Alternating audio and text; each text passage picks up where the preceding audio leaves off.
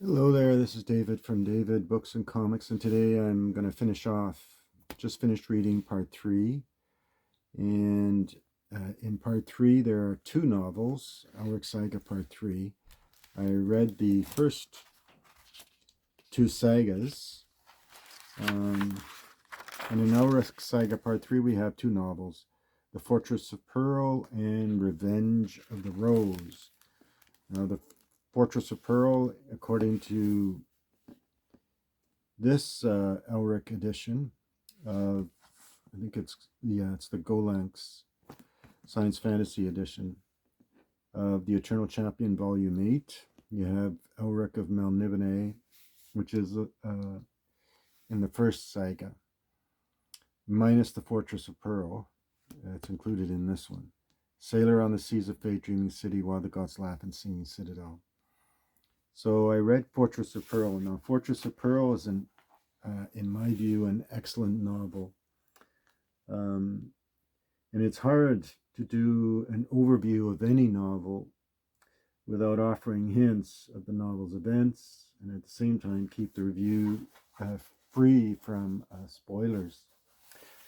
Fortress of Pearl is a novel that carries the main character Elric into the realm of dreams. The novel introduces us to Un, a dream thief and sorceress who accompanies Elric on his quest for this pearl.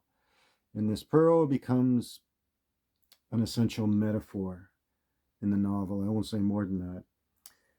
Without saying too much, the novel is cleverly crafted and is true to the Melnibonéan character that is part of who Elric is. The plot, more than the lead character, Elric, carries the story, and Elric's sword, Stormbringer, plays an important role in the novel. The lead villain and villains are Lord Go and Quarzisasti, and with evil guile. Lord Go forces Elric into this quest for the pearl. His loyal supporting characters, like the previous stories, are what makes Elric seem more human. For sword and sorcery fans, you won't be disappointed. This is The Fortress of Pearl is an excellent novel. And it fits well within this sequence here in this publication. All right, so that's Fortress of Pearl. The second novel, of course, is the Revenge of the Rose. And this is the what looks to be like the first edition of the Revenge of the Rose. This is a beautiful wraparound B format paperback. Anyway, I enjoyed the Revenge of the Rose. It deserves to be read through. It's the kind of story that you have to keep reading it to enjoy it. If it's stop go as you're reading along, it doesn't flow as well as when you read it as a whole. So the novel is best read continuously, like I said. For the most part, that is how I read it. The Revenge has an assortment of characters. Weldrake is an interesting character. He's a poet, and he's the most fleshed out of all the characters. Even the Rose, who's unnamed, you can kind of guess who it might be. You can probably have a good guess at who it might be, but you'd have to read the novel to really make a good guess at that. Weldrake sounds like one of the poets who wrote the Le Morte, Mallory, who wrote the Morte d'Arthur, or Sir Walter Scott. He is a poet who really, and it goes, Moorcock goes into this in the novel. He goes into the rules of poetic verse, and throughout the novel, throughout the Revenge of the Rose, there are many, even within the prose text, many rhyming, poetic asides. So yeah, so he is a little like Moonglum Weldrake, but like I said, he reminds you of Sir Walter Scott, who wrote Ivanhoe and oh, a lot of the Lady in the Lake, and then a lot of these kind of poetic, epic stories.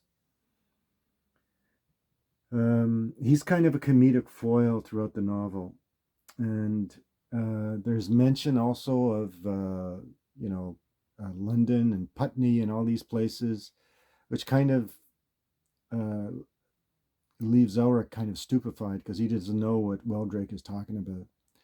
It's an interesting a kind of mix of things that are 18th century, I guess, 19th century, I should say, and fantasy. But if you're a sword and sorcerer, you won't be disappointed if you read the novel, like I said, in a continuous kind of a way. The book has many satisfying moments that leads Elric and his allies against one of his greatest foes, a guy named Gainer the Damned, a villain who apparently can't be killed. There are philosophical obiter dictas, asides, that kind of, to me, just slows the pace of the story down. It doesn't need to be there, in my view. And I think Moorcock is kind of struggling with what he understands to be chaos and anarchy, when he's trying to talk about the balance and the law and chaos, and Tanalorn, kind of the neutral paradise that uh, his heroes try to find. Moorcock seems to be kind of trying to create a kind of philosophical trope for his characters in this book, The Revenge of the Rose. Anyway, leave it to the reader. So there are philosophical elements, along with poetic rules of verse, as I said, that are clever and really witty, which demonstrates how talented and imaginative Michael Moorcock really is.